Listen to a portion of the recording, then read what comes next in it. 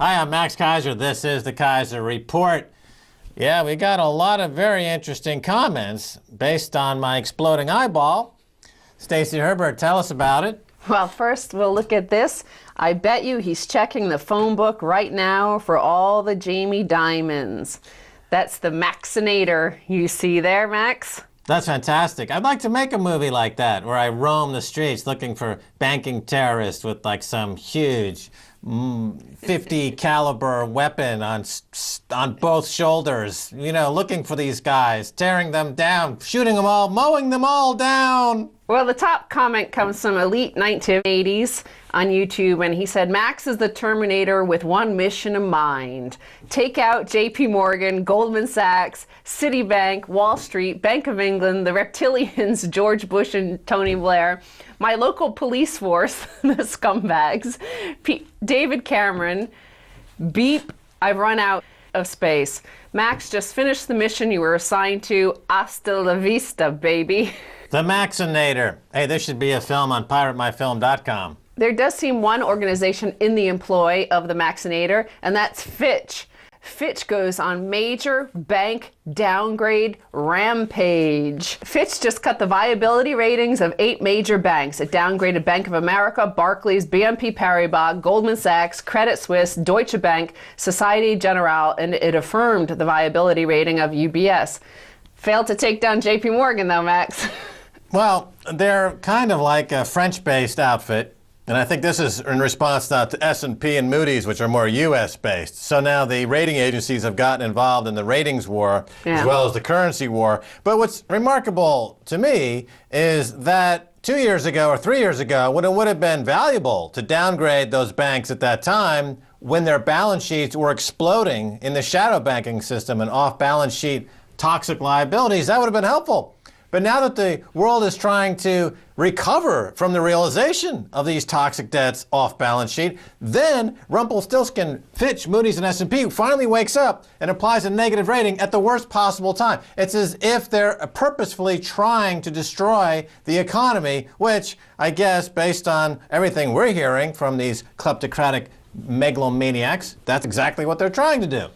Fitch says despite the significant progress it sees the banks have made in building up capital and liquidity buffers to resist market changes, Fitch reports that these banks are sensitive to high volatility and low confidence in the markets. That's kind of what defines these markets, so it's a little bit worrying that they're saying the low confidence. In fact, there's no confidence. If these banks themselves weren't so engaged in so many fraudulent activities and stealing so many of their customers' funds, maybe there would be a little bit more confidence in the markets. Yeah, good point. Stop stealing customer funds, MF Global, JP Morgan, and we'll see whether confidence returns. Those are two banks that are not actually listed here. I'm talking also about Bank of America. I'm talking about Barclays, BNP Paribas, Goldman Sachs, Credit Suisse, Deutsche Bank, and Societe Generale here, Max. Oh, I got a story about Goldman Sachs. Okay, well, let's save that for next year, 2012. Okay, it's too hot for this show. What's your story about Goldman Sachs? Well, they're in trouble because they tried to issue a fake Sukuk bond. Islamic finance, according to the FT. Goldman Sachs has tried to pawn off a fake bond in the Islamic finance world. They got some shyster mullah to give it the okay, even though it didn't comply with Sharia law. And they thought they had trouble before. Forget about Moody's, Fitch, and S&P. Wait until a mullah downgrades Goldman Sachs. They could have that fatwa rating that it doesn't look so good for them then? Yeah, why can't they come out with a fatwa rating to apply to the debt of all these banks? Goldman Sachs would definitely get a very low fatwa rating at this time. Boy, oh boy, who is that author that's running around? Okay, well, let's move on to these currencies wars. You know, Fitch is a French company, and it was convenient that just recently S&P was threatening to downgrade French debt. So it's now full out rating currency war. This is going into more like the Great Depression. These are the events leading up to the Great Depression 1. Here's Great Depression 2. France loses credit rating, it should be the UK. Head of central bank hits out as tensions rise in London and Paris. And this is the head of the Central Bank of France, Christian Neuer. And he says France is bracing itself for the potential loss of its coveted AAA rating after two credit rating agencies last week indicated they were considering marking down countries across the Eurozone. But Banque de France Governor Christian Neuer said they should instead be looking at the UK because of the scale of debt and inflation and the poor levels of growth and bank lending on this side of the channel. Well, he's absolutely correct. And let me explain something to the audience. The response from the UK to Christian Neuer, who said that the UK should be downgraded, not France. The response from the UK was like, well, the markets think otherwise. The markets are giving our gilt, our sovereign bond market, a lower yield due to higher demand. The markets are saying the opposite of you, Christian Neuer. That's absolute poppycock. What the UK fails to mention is that the reason gilts are yielding so low is because the Bank of England is engaged in quantitative easing, which just means that the Bank of England is buying its own bonds. It's eating its own vomit. And for that reason, yields are low, whereas the ECB is not engaging in quantitative easing. The big debate around the world today is that the world wants the ECB to engage in quantitative easing, to buy back its own bonds, and to buy back the bonds of various sovereign countries within the EU as a way to play ball with these financial terrorists. Well, maybe France and Germany say, you know what, we don't want to play ball with financial terrorists like Mervyn King over in the UK. Maybe we'd like to have more of a sustainable economy based on organic growth, not just financial terrorists like you find in the City of London, like you find at now. Who's getting really his clock cleaned is the fellow over there at RBS, who's now really in deep trouble because they found out that he's been breaking all kinds of laws. But let's stay on this war going on between Britain and France because I have several headlines here. So here's another headline from the French ministers attacking David Cameron. They've gone all out on this, I guess, during an election season coming up, and also this war that David Cameron apparently started with the French. Better to be French than British, says French finance minister, and here's a little video clip of him, François Baron. On n'a pas de leçons à donner, mais on n'a pas de leçons à recevoir. On en a reçu quelques-unes. C'est vrai que la situation économique de la Grande-Bretagne est aujourd'hui très préoccupante et qu'on préfère être français que britannique en ce moment sur le plan économique. Mais pourquoi vous les tapez? Parce qu'on ne veut pas recevoir de leçons. On n'en donne pas. On ne veut pas en recevoir. Of course, any sane person would rather be French than British. Just look at a recent study that came out about Facebook users. 75% of British Facebook users feature photos of themselves drunk. Okay, that should tell you something about that country. All the policymakers are drunk. Mervyn King is mostly in the bag. All the people who are trying to do business over there in the City of London are, for the most part, inebriated. Well, some more French people pile on here. Doom and gloom IMF boss says every economy is at risk as Britain's credit rating is threatened. So this is Christine Lagarde. She's the managing director of the IMF, and she's issued a stark warning to world markets by claiming the future is gloomy and every economy in the world is at risk. Her comments came as tensions between London and Paris were heightened further after the head of France's central bank suggested that the UK was a candidate for a credit rating downgrade. Look, no country in the G20 has a higher debt to GDP ratio than the UK. It's 1,000%. The banking industry alone has debts to GDP of 500% times 5 times GDP. You're telling me that is a bond market and a stock market and an economy you want to invest in? And once this Olympic bubble bursts in a few months, you'll see that economy collapse. Speaking last week, Lagarde said there is no economy in the world, whether low-income countries, emerging markets, middle-income countries, or super-advanced economies, that will be immune to the crisis that we see not only unfolding, but escalating. So here you have partly this war going on between France and Britain. And then also you have going on, Max, you have the IMF seeking to introduce some sort of world global government by causing global fear. Well, that's, of course, Christine Lagarde is playing a two-sided game here. She'd love to bring in a world governance and the special drawing right as the global currency to replace the U.S. dollar.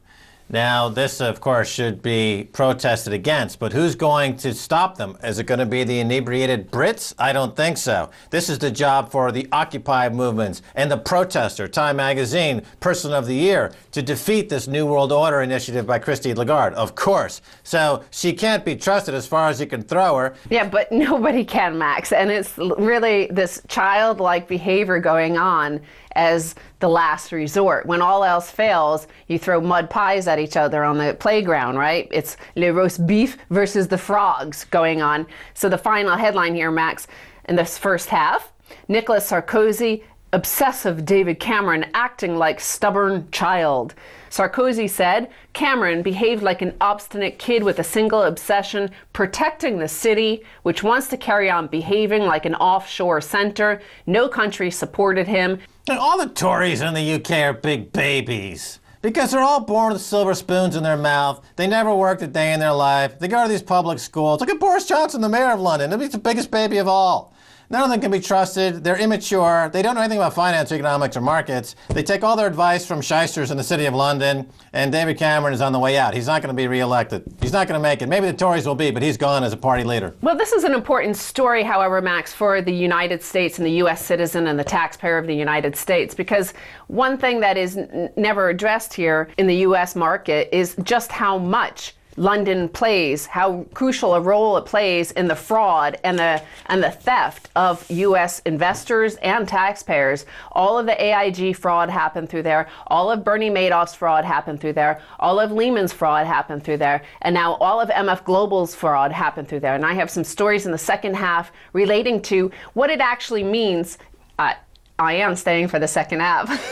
That's fantastic. So in the second half, we're going to really dive into the UK as world headquarters of financial fraud. No, not that. What I'm saying is that I would like to cover what impact all of these fraudsters play, what sort of role they play in actually decimating the livelihoods and life experience of people around the world, what the result of all the fraud that we're talking about, and the result of the inaction, the buffoonery, the clownish behavior of Sarkozy calling Cameron an obstinate kid and Cameron calling him a frog or whatever. It's just childlike behavior when the real world crisis is real for other people. It's not a fake story. Fantastic. Don't go away. Stay right there. We'll be right back.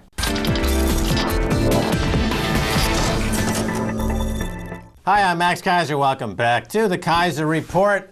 We're back with Stacy Herbert, who's going to delve into the real consequences, the personal tragedies as the result of banking terrorism. We don't focus on these as much, but let's get into it, Stacy. Yes, well, in the first half, we talked about the global fraud going on with the bankers and this charade, these games of downgrades. Let's look at the actual real-life downgraded lives of people around the world, in particular in the U.S. The scandal of the Alabama poor cut off from water. So remember, Jefferson County, Alabama has filed for bankruptcy, the largest in the U.S. history. And what happened is they set out to build a $300 million sewage system, and lo and behold, walked in J.P. Morgan with some credit derivatives to sell them, interest rate swaps, which turned that $300 million sewage system into a $3.1 billion sewage system. So they've now gone bankrupt. Alabama, one of the poorest in all the whole U.S., has also one of the highest water rates in all of the U.S. We're going to look at some of the stories. Tammy Lucas is the human face of a financial and political scandal that has brought one of the most deprived communities in America South to the point of what some local people believe is collapse. She says, quote, if the sewer bill gets higher, my light might get cut off. And if I try to catch up the light, my water might get cut off. So we're in between. We can't make it like this. So her average monthly sewage bill, the amount levied by the county to flush away waste and provide water for baths and showers, has quadrupled in the past 15 years.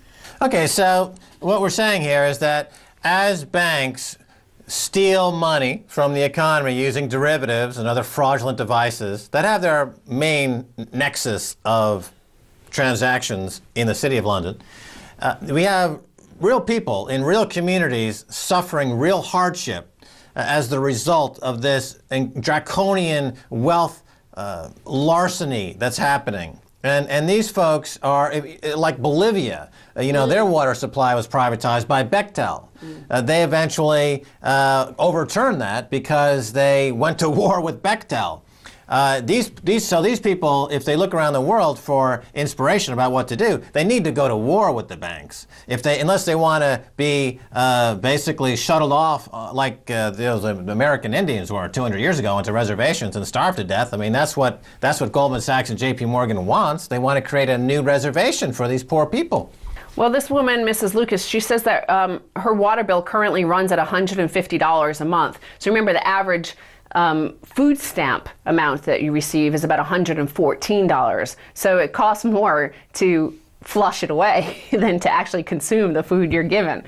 And remember, J.P. Morgan runs the food stamp program. Oh, that's true. So they have two ways to rip off the poor. Not only do they create a food stamp program that debases the currency and makes it impossible for anyone to break out of poverty, then they use their investment banking side to create 10 times the municipal debt needed to put in a simple sewage system, so these people are without a sewage system. So they're living like, any really impoverished, poor third world country. You look at Haiti, what's happened in Haiti, they had, of course, an earthquake that caused massive poverty. Down in these counties in the South of America, it was the earthquake called J.P. Morgan and Goldman Sachs. And this is part of the conflict that you see going on between France and Britain as well, because Britain has adopted a hyper-U.S. financialized model. The French people don't want that, which is why Sarkozy and his ministers have to fight against it. But this is the consequence. This is the next step. This is what you're going to see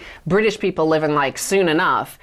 They talked to a guy who doesn't want to be named, and he's one of the growing number in the area that now has a blue portable toilet next to it. He says he finds it cheaper to buy drums of water from a petrol station and pay a sanitation company about $14 a month to remove waste from his porta potty than pay the combined sewer and water rate, which some months can reach $300. Well, exactly. The British society and the British economy is collapsing due to the terrorists in the city of London. And that's why the signal from the looters that were out on the prowl a few months ago to number 10 Downing Street was misheard. They should have understood that those looters were trying to make a good point there, that if you allow looting at the top, expect looting at the bottom. And you're destroying your economy by allowing this looting to go on, David Cameron and George Osborne. So you reap what you sow, my friend. The water and sewage rates were due to go up 8.2% per year for the next 3 years, but that is now more likely to be 10% a year or more. Some are saying that it might go up as much as 25%, according to the court-appointed receiver, John S. Young. So in response, Sheila Tyson, a community activist, says, quote, "These people are going to end up rioting about this. If they let this stuff happen, they are going to get the biggest riot the South has ever seen over this sewer business. I can see it coming." Well, absolutely. It's a civil war is brewing between the rich and the poor, and this is going to happen in the U.S. It'll explode quite dramatically at some point, I would anticipate. And of course, there are over 250 million guns in that country, so to add a little spice and flavor to it. Before I move on to the next example of what it's like to be a victim of fraud, I want to note here the two-tier justice system going on, because investment bank J.P. Morgan Securities and two of its former directors have faced civil fines for bribing county officials at Jefferson County, whereas 21 of the former commissioners and executives in the Jefferson County have been found guilty or are facing criminal charges. So there are two different systems of justice here. If you're a banker, the most you ever face are civil fines. Right. The bankers are the madams. They're the ones who are operating the brothel. And they're the ones who should be charged first. Don't blame the Johns, the buyers of the service of prostitution. Get rid of the prostitutes. Get rid of Morgan and Goldman and HSBC and Barclays and all those other banks. Get rid of the madams, the brothels, the drug dens, the terror dens. Get rid of those. You see, you're blaming the victim. Oh, that's right. You also work for the terrorists. Sorry. Well, let's move on to the MF Global fraud and see some of the victims there, because a lot of people have no sympathy. They're saying that these are just the gambling sort. They shouldn't bet money they can't lose. And here NPR speaks to a rancher, Tim Ritsky, who is a rancher, small rancher, has a cattle ranch, and Here's his story. Rancher discusses losing money with MF Global. The bankruptcy of MF Global and the mismanagement of his clients' money is causing trouble for a lot of ranchers and farmers. They were major clients of MF Global, buying futures contracts to hedge against swings in the value of their crops and livestock. This is why Tim Ritzke says it's the opposite of gambling. It was actually being more prudent in protecting his income. So here the NPR asks, how do you feel about investing in the futures market now? Well, I have no confidence whatsoever in it, and I don't see how anybody could, because basically what happened, Lynn, is that I had a segregated account with MF Global. They were the brokerage, and with the stroke of a computer key, somebody hit enter, and my money went to cyberspace somewhere, and I have no confidence that that couldn't happen at any other brokerage. When I had a hedge account to protect my prices, I didn't want to invest in European sovereign debt. I didn't want to invest in MF Global. I had nothing to do with their business. They just stole my money. That's the bottom line. And now I have to figure out how to get it back. All right, well, let's explain something to the audience here about futures contracts. They came into existence, really, going back to their origins, for the most part, to give farmers a way to take some of the risk out of farming. Farming being a risky business because crops are subject to wide price volatility as relates to something very unpredictable called the weather.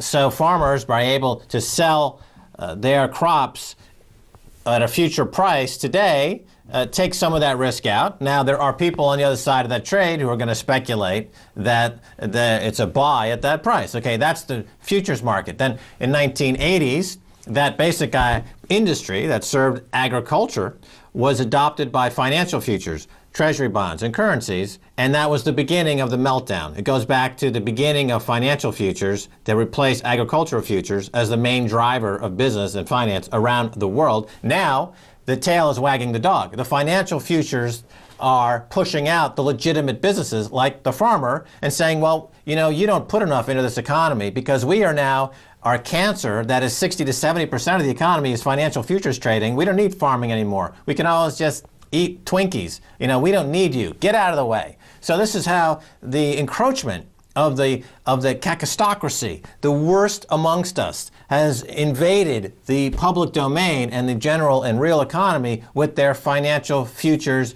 derivatives trading nightmare. Yeah, and just as the fraud at JP Morgan is causing people to turn to porta potties throughout the South, here's a man who now has no access to his $30,000 in his futures account, which MF Global is not returning calls. He said he's not able to get any information at all. Nobody has ever called him. The only information he gets is by Googling MF Global. He has to search to see what the news is. Go watch this show.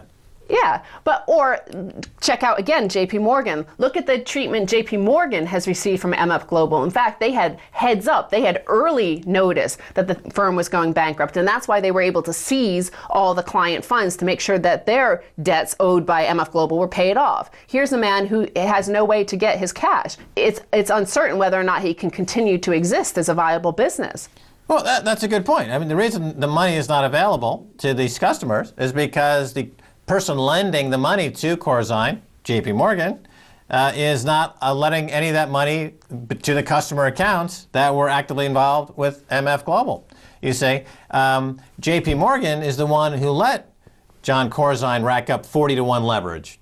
He was going back to the window and saying, I need more money to borrow from Morgan, and Morgan kept lending him money. Then, see, you would assume that would mean taking a risk. But when he went out of business, they suffered no risk. They went into the customer accounts and took it from customers. So Corzine's a patsy for Jamie Dimon. Jamie Dimon is really the lead bad guy and villain in this story. But Max, also there's the CME group, and normally in this situation they would have covered the funds. They would have provided the liquidity for customers who had legitimate accounts there. And Chicago is the center. This is where the futures trading for real farmers and ranchers started. Since it went public a few years ago now, they're only servicing the big guys like JP Morgan and MF Global. Those guys get away with all the crime, while the victims, of course, are at the other side of the trade, which are the real ranchers and farmers. And that's like the last of anything real production in America. And if that goes, then all you have is JP Morgan and John Corzine. Right, trading with each other.